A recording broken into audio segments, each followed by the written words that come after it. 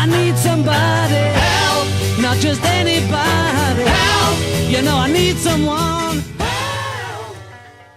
Beyond Two Souls is the fourth video game developed by French-based Quantic Dream and written and directed by David Cage. Quantic Dream first managed to make headlines in September 2005 with the release of Indigo Prophecy. Indigo Prophecy, which is also known as Fahrenheit if you're from Europe, was a game that for many introduced innovative new forms of storytelling and gameplay. I personally rushed out to my nearest EB Games back in grade 10 in order to buy a copy.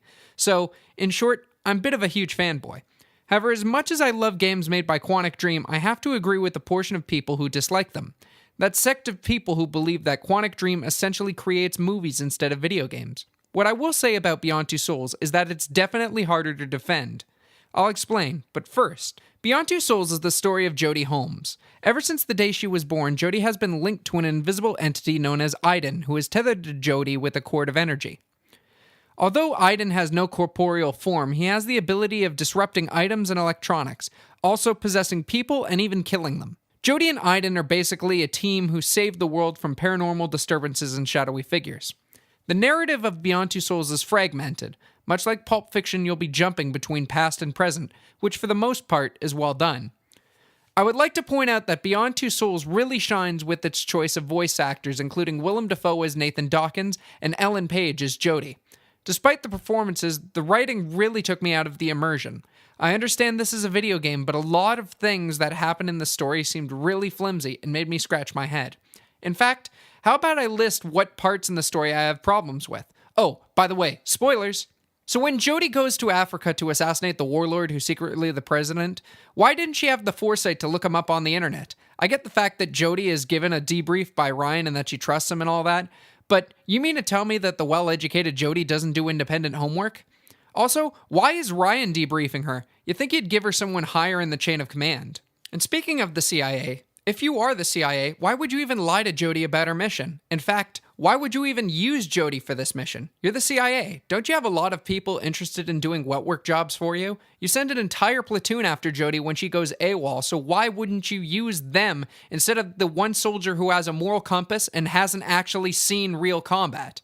You should have left Jodie to do reconnaissance and information gathering. Hell, send in a drone strike. If you want to go to the history books, you could even arm the other side in the Civil War. So after the betrayal in Africa, why does the CIA go all the fugitive on us? She did her job, didn't kill anyone in the helicopter, and no one's going to believe her since the CIA can play ignorant. I mean, her entire life was tailor-made by the CIA. I would assume you would have a backup or contingency plan in case this happened. Why would anybody trust Ryan after he purposefully lied to you? I mean, if he truly cared about Jodie, he would have asked someone else to do the mission. Plus, the fact that once Jodie goes AWOL, he does absolutely nothing to stop the CIA or even help Jodie in her escape attempt. This further proves that he's not relationship material. When Nathan talks about his daughter for the first time, he says she's about the same age as Jodie, but when she dies, her ghost is a teenager. That's like me saying that an 8-year-old is about the same age as someone who's 12 or 13. Finally, considering how many years Nathan has spent with Jodie, basically raising her as his own, that he would have been able to put the past to rest at some point in his life. Granted, he lost his wife and daughter, but you'd think he would have shown some sort of warning signs, or maybe a psychological evaluation would have shown something. I mean, I'd assume you'd have a psychological evaluation, considering that this is such a traumatic incident. Nathan snapping and going all Norman Osborn is just kind of out of the blue and never really hinted. Well, I've pretty much rambled on about all I can, so ladies and gentlemen, we now return you to your regularly scheduled program.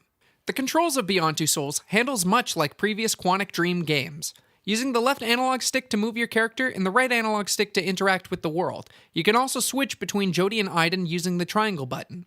Now, when you get into tense cinematic events, you will have to use the right analog stick in the direction of Jodie's body to perform certain actions. The problem with this is that it can be difficult to register what exactly she's doing on screen. Should I press right or down to block that incoming attack? Ah, crap, I guess I chose the wrong thing.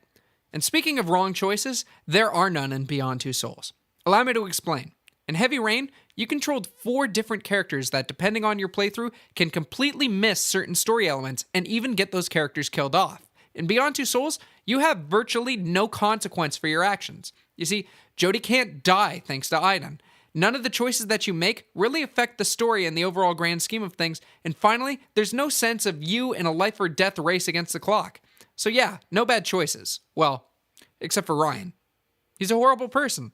I don't care what the fans think. Fuck him. Beyond Two Souls can be played either single player or multiplayer, where one person controls Jody and the other controls Aiden. Now, unless you're achievement hunting though, the person who's going to be playing as Aiden will probably try to cause as much chaos as possible, since Jody will be doing most of the longer sections. At this point, I would like to say that I thoroughly enjoyed Beyond Two Souls. The main problem with the game is to tell a complex narrative while giving the player the illusion that they help mold the story. Unfortunately, Beyond Two Souls felt more like a controlled narrative rather than a choose-your-own-adventure game. If you like Quantic Dream games, I recommend you pick it up. But if you're new, you might want to wait a bit for a price drop. I'm SonicMTD, and I hope you enjoyed this review. If you can, I'm feeling down, and I do appreciate you being right.